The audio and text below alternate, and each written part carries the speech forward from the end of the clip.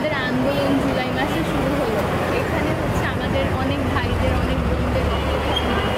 আমরা 1971 সালেও দেখছিলাম যে আমাদের অনেক ভাই বোনেরা ফেব্রুয়ারি মাসে ভাষা আন্দোলনের জন্য জীবন দিয়েছে।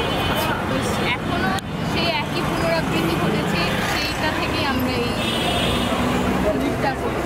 এক দফা আমাদের পূরণ হয়ে গেছে, যেটা ছিল সেটা অবশ্যই পূরণ হয়ে গেছে, কিন্তু আপনাদের 9 দফার যে দাবিগুলো সেইটা এখনো সবগুলো কমপ্লিট হয়নি। এটা কি নতুন সরকারের কাছে আপনাদের দাবিটা থাকবে নাকি এটা শেষ হয়ে যাবে?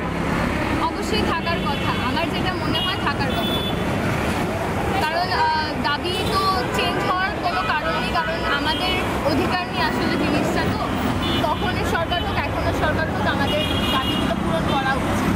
ভাইয়েরা রাতের বেলা পাহারা দেয়, তো আমাদের মনে হয় তাদের যোগ দেওয়া উচিত।